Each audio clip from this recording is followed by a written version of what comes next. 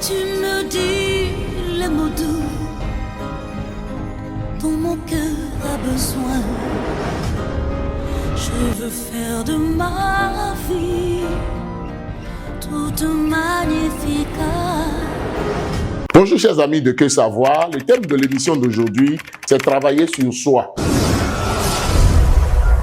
Le grand philosophe Socrate a dit « Connais-toi toi-même ». Et beaucoup n'ont pas compris cette phrase. Il est temps maintenant de commencer par travailler sur soi. Parce que tout ce qui est autour de nous vient de notre intérieur. Si nous aimons la beauté, alors nous allons installer un climat de beauté autour de nous. Si nous aimons la paix, nous allons travailler à la paix. C'est ce que nous avons en nous, que nous sortons et que nous installons autour de nous. Même nos relations avec ceux qui sont proches de nous, alors vient de ce que nous avons à l'intérieur de nous. Mais si à l'intérieur de nous, nous avons comme un tas d'ordures, nous avons des problèmes, nous sommes malades, nous sommes psychologiquement atteints, nous sommes traumatisés. Alors, qu'est-ce qui va se passer? Nous n'allons que montrer du traumatisme. Nous n'allons que montrer alors nos mauvais retombées de ce que nous sommes à l'intérieur. Il est temps maintenant de devenir le médecin de soi-même, de demander la grâce de Dieu pour maintenant développer de la joie, développer le pardon intérieur, se pardonner d'abord à soi-même avant de pardonner à qui que ce soit, s'aimer soi-même avant d'aimer qui que ce soit. Parce que la parole de Dieu a dit aime ton prochain comme toi-même. Tu ne t'aimes pas, tu vas aimer qui?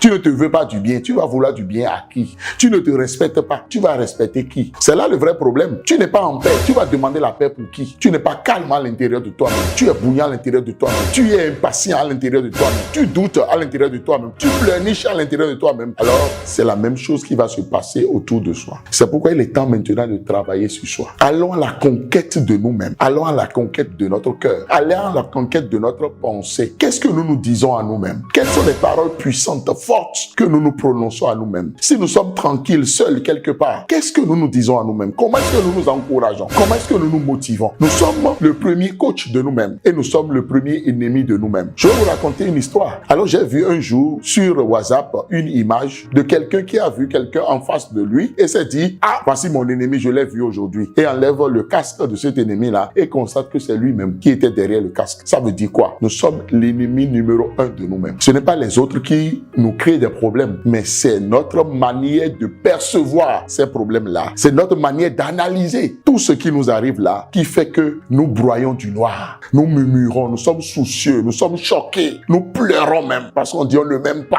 Il est temps maintenant de se donner de la joie à soi-même. Il est temps maintenant de faire comme le magouillard qui tombait d'une hauteur.